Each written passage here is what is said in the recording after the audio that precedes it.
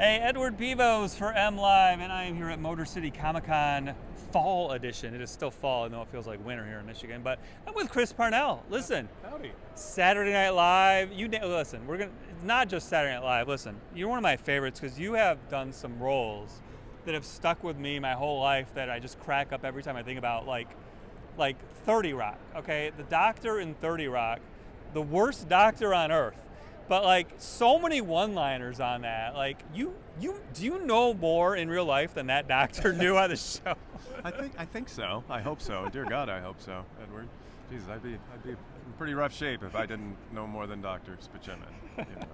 And what a show that was. But like, okay, and I was talking to you earlier. What I didn't realize was you were, and I've watched it 1,000 times. You were in the more cowbell skit, right? And it's like, how did I not remember? I've seen it 1,000 times, and I was thinking to myself, you were one of the few people that didn't kind of like break character and start laughing. Like, how do you? I would have cracked up. Like, is there a secret that you have to not like let yourself lose it? Yeah, I mean, it was hard. I'm not gonna lie. It was really so hard funny to not laugh with Will and his belly right there in my face. You know, I mean. It was very hard not to laugh, but I just try to, this sounds so actory, but I try to just be in character, try to be in the moment as that person. So, and they wouldn't be laughing at that, you know? So I just try to take it seriously from that perspective and just be that lead singer, and, you know, that usually works pretty well as long as I stay focused enough, you know? And you've done some singing, you've done some rapping on the show, which is cool. And but I wanted to ask you about real quick some of your voice acting, because a lot of people may not even realize without looking at the cast names. For instance, like Rick and Morty, that voice is so different for was it Jerry, right? Your voice is so different for that than, you know, how do you come up with that voice yourself? Do they give you ideas? Like, how does that even come about, like a voice character, like the sound of it and the tone and everything? Well, you're kind to say that it's so different. A lot of people think that it sounds exactly like me. I didn't pick it out, though. Yeah. Well, it's you know, it's kind of where, I mean, I don't do a ton of like character voices, so it's usually a variation of my voice, but it kind of has to do with where I place my voice. You know, he's a little more nasal than I tend to be. He tends to be a little higher pitched than I am, but you know, I just kind of come up with it based on the writing, and it's like, that seems like that's the right voice for that character they've written, you know. And I don't even know if I'd seen any drawings at that point or not, but yeah, it just seemed to work with the lines they gave me. And do you do those without the other actors? Like, do you do that by yourself, like when you do the voice acting? Yeah. How do you do, like, don't you need something to play off of, or is it just more difficult to do that type of acting? You know what?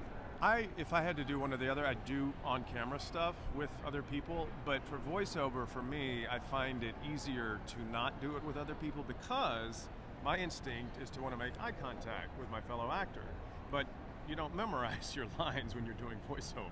So you're reading the lines, and then there's this, but usually they're over here, over there, and it's like, do I make eye contact with them? Do they think I'm not connecting with them? Do they want me to? Do they want to? I mean, I'm neurotic. That's what all that is. But I find it easier to go in there and focus. And you know, and usually the director, whoever's directing the episode, Scott Marder of late has been our director. He's like the showrunner, head writer, and so he'll be there on a monitor talking to me, and you know, it's great. It's a great way to do it, and it's focused, and it doesn't take a crazy amount of time, and it's actually so freeing.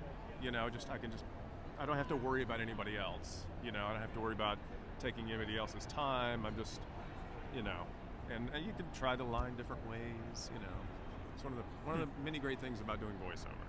It's interesting perspective. Okay. And last question: you've done a lot. You really have a lot of funny stuff, a lot of good stuff. Is there a project that maybe isn't as well known, or maybe that you're proud of, that maybe, hey, you should check that out? Like, what's something I should check out of yours that maybe I wouldn't know about, or that you just really like? And I know you're going back now through your IMDb page. There's like 100 things on there, and it's like, I don't know, but there's a lot of good stuff, and maybe I overlooked something and I want to know about it and I want to check it out, because you can find anything nowadays, a little sample of it too. And I don't know, anything off the top of your head that you can think of? It's putting you right on the spot. But. No, it's all right. I mean, there was a sketch I did on Saturday Night Live that I have not been able to find online, where I was like a banker guy, like the head of a financial firm, who had sort of screwed all these people out of their money. And I was coming to address that with them, but I was just so nice and polite about it that they just sort of accepted it. They wanted to come murder me because they'd lost all this money, but I was just very, straightforward and factual. Jim Downey, who's one of the great SNL writers of all time, wrote that piece.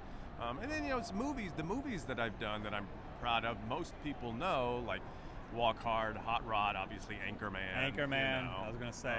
Yeah, one of my favorites. Yeah, it's a classic. It's amazing. Yeah, because I did your job in real life for Anchorman as producer, so it's kind of hit me personally there. But it was a little different, obviously. But right. but it was funny because it was a comedic version of kind of what I did for a living when I did TV for 15 years. So it was kind of funny. They definitely tapped into something, Will and Adam, when they wrote that. Yeah, it's pretty funny. It's good stuff. Well, thank you so much for your time. Yeah, my pleasure. Listen, he'll be here all weekend at Motor City Comic Con, signing autographs, taking pictures, panel on Sunday. It's good times. Thank you for coming to Detroit. Absolutely. And thank you for your time. My Chris pleasure. Parnell.